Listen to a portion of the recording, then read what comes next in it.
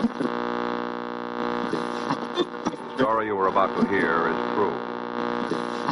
Attention, all true.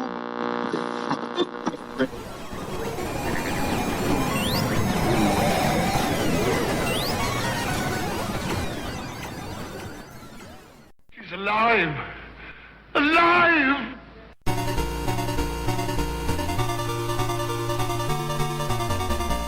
Welcome to the Retroist. It was 1991, and I was working at a video store. As you might guess, in addition to the many movie fans who came into the store, a lot of the people who worked at the store were also movie fanatics, and we discussed film all day long.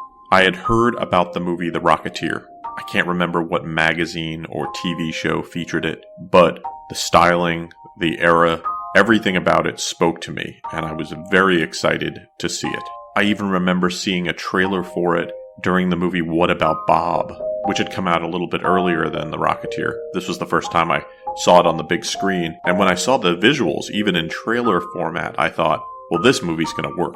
This is going to be the biggest movie in the world. At the video store, I talked about it incessantly. Finally, the weekend came where The Rocketeer was going to hit our local theater, and I was there on day one. When it ended, I almost wanted to stand up and clap. But oddly enough, I was the only one. I thought that was weird. How is it that nobody else understood how amazing this film was? I chalked it up to people being people. Then something weird happened. The next day I went to work, and I wanted to talk to my coworkers about the film. They had all seen it as well, so this was going to be a great conversation. When I asked them their opinion, they said it was okay. My head almost exploded. How could something as amazing as The Rocketeer just be described as okay? While I'm not prone to overreaction, I do think I might have gotten a little emotional, which had the side effect of me being left alone for most of the day. The whole time, all I was thinking is, how do they not like The Rocketeer? When you are a fan of something, one thing you need to learn is that not everybody else shares your fandom, nor should they. There have been many movies and TV shows before and after The Rocketeer that I was excited for, that for some reason never caught on. I'm thinking of a movie like Willow, which I was also convinced was going to be a huge hit, or a TV show like The Adventures of Briscoe County Jr. Both to me were solid pieces of entertainment that I thought would find a home, and they never did. It's not great when something that you are a fan of gets overlooked, or at least in your opinion overlooked, because all you can think about is how many people need to appreciate this, or how this thing should be more influential on other entertainment. You can't force people to love the things you love. But when not a lot of people love the thing you love, the people that you find who love those things that you love, you instantly have something in common with. It's probably an older definition of what would have been described as geekdom before the definition of it expanded tremendously in the last couple of years. But still, the idea is solid. You can be sad that there are things you love that are just never going to be loved by everyone else. But the great thing is, there are people who feel that same way about that same thing. And when you meet them, because you have these deep feelings about it, you also have a deeper connection with that person. And while that might not get me a sequel to The Rocketeer, it's a pretty great thing. So on today's show, I'd like to talk to you about one of those movies that I just can't understand why it wasn't more popular, The Rocketeer. We'll talk about the people in front of and behind the camera. We'll talk about where The Rocketeer comes from. We'll talk about the music, the limited product tie-ins, and we'll throw in a few surprises here and there. We have an info-packed episode ahead of us, so without further ado, let's start the show.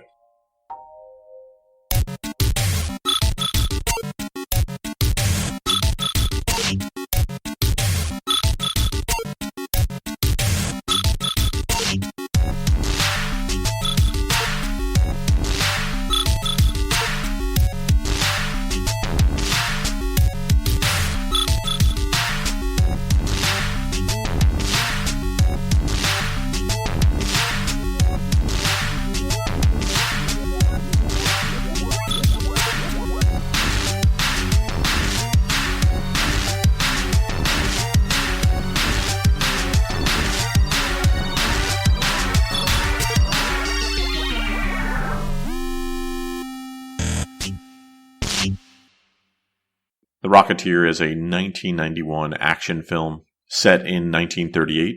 It is about a stunt pilot named Cliff Secord who finds a rocket pack and uses it to become a superhero, fighting Nazis and saving the day. The Rocketeer got its start as a comic book written and drawn by comic artist Dave Stevens. The character is an homage to the heroes that would appear in serialized films that ran from the 1930s to the 1950s. These were smaller films that they would put at the front of the feature presentation in a theater. They're also the inspiration for Indiana Jones.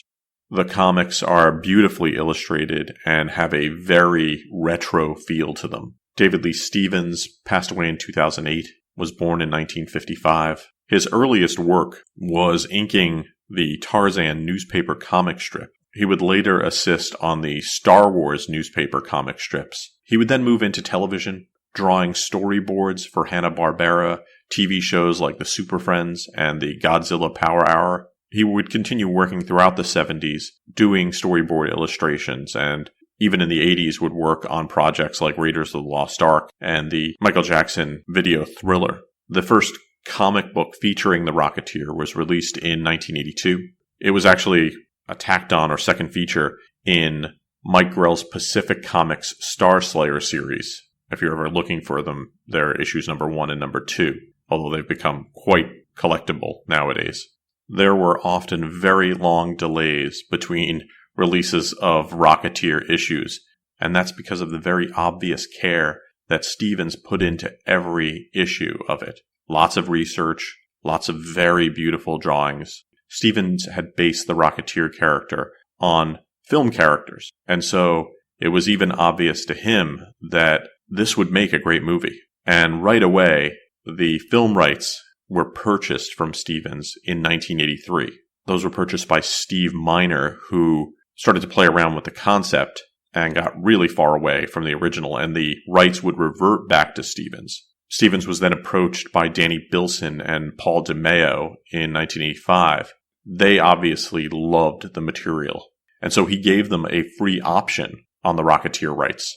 Stevens thought their ideas for the Rocketeer were heartfelt and affectionate tributes to the 1930s movie serials with all the right dialogue and atmosphere. Most people would approach my characters contemporarily, but Danny and Paul saw them as pre-war mugs. While they had the best of intentions, there wasn't a lot of interest, and Stevens, DeMeo, and Bilson actually started thinking that perhaps they should try to make The Rocketeer as a low-budget film, sort of like the serials of old. That would have made the entire thing this sort of meta version of what it was based on. They would approach William Deere to get involved in the project, and at that point they decided that maybe they could do better, maybe they could do bigger, and started to flesh out the story, making a bigger film, something that Hollywood would have to make.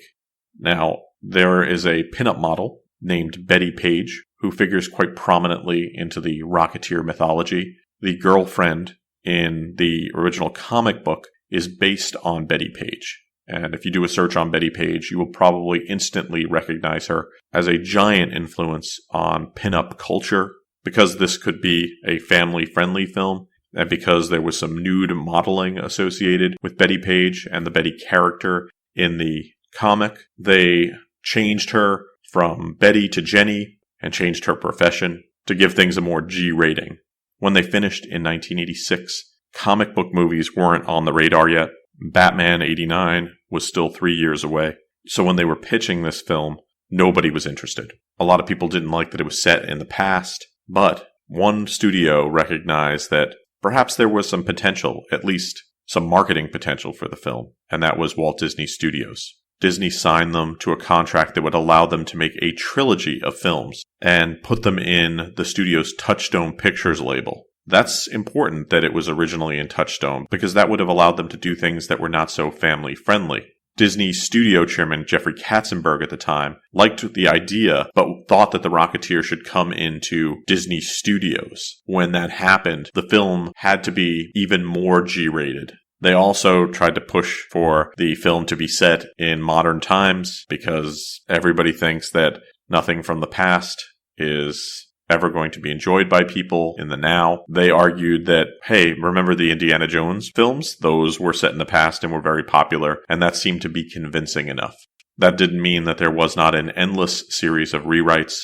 There was. But after years of back and forth, The Rocketeer would go into production on September 19th, 1990, and they would continue filming until January 22nd, 1991.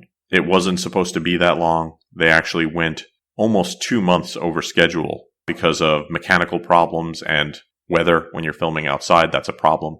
2 people wrote the film, Daniel Bilson and Paul DeMeo. They were frequent collaborators. DeMeo passed away in 2018. They worked on TV shows like The Flash in 1990 and The Sentinel. They also did comic book work together, but The Rocketeer was by far their biggest collaboration together. William Deere, who had helped early on in the film, would be replaced by director Joe Johnston. Joseph Johnston is an American film director, directed a lot of films that you will recognize: Jumanji, Jurassic Park 3, Captain America, The First Avenger, the underrated October Sky, and of course The Rocketeer.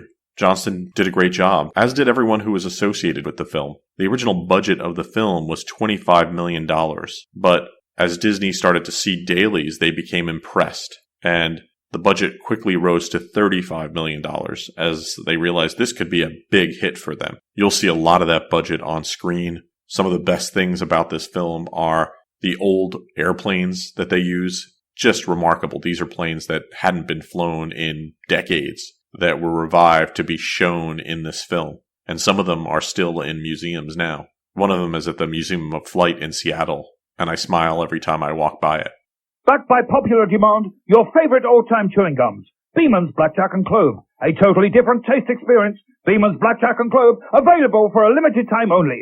Now a little bit about the plot of the film. The movie is set in 1938 Los Angeles. It starts with 2 gangsters stealing a rocket pack from Howard Hughes. This rocket pack ultimately gets in the hands of stunt pilot Cliff Secord. He and his mechanic, Peavy, start tinkering with the rocket pack, giving birth to this mysterious new superhero. But we find out that movie star Neville Sinclair, who had hired the gang, and that gang is run by Eddie Valentine, to steal the pack because he works for the Nazis. We meet Cliff's girlfriend, who is an aspiring actress, Jenny Blake, and all sorts of action begins. And it ends in a amazing action sequence set on a dirigible. It is period perfect and is filled with all sorts of beautiful Easter eggs about Hollywood and LA in the 30s. To get this movie to come together, they needed the right cast. And a lot of people came in to read for the lead of Cliff Secord. Kevin Costner, Dennis Quaid, Kurt Russell, Bill Paxton, Emilio Estevez, Matthew Modine, Johnny Depp, and Vincent D'Onofrio are all up for the role. Disney wanted an A-lister to put front and center, but Billy Campbell came in and had the right look, and he had the right acting chops. And most importantly, Joe Johnston and Dave Stevens thought he was perfect for the role and fought for him. The next most important person to cast in the role was Cliff's girlfriend, Jenny. And it looks like almost every actress in Hollywood came out for the role, including Diane Lane, Kelly Preston, and Sherilyn Fenn. Ultimately, they decided on Jennifer Connelly. Once they had their leads, the rest of the movie sort of fell into place. While the role in The Rocketeer might be Billy Campbell's biggest role in film, he was also in Bram Stoker's Dracula and the film Enough. He would also be on the AMC television show The Killing many years later. Jennifer Connelly would go on to become an Academy Award winner. 80s fans probably remember her for her work in Labyrinth and the comedy Career Opportunities. If you're into cult late 90s cinema, she was also in the science fiction film Dark City. Did a great job in that. Being an epic film, it has a lot of characters, but rounding out the main cast, you had Alan Arkin as P.V. Peabody. Alan Arkin has been working as an actor for a long time. One of my favorite movies that he is in is The In-Laws, but he's also in Edward Scissorhands, Little Miss Sunshine, Get Smart, and Argo. A great actor. Another person who was up for that role was Lloyd Bridges, supposedly turned down the role. Timothy Dalton played the villain Neville Sinclair, who was modeled after the actor Errol Flynn, who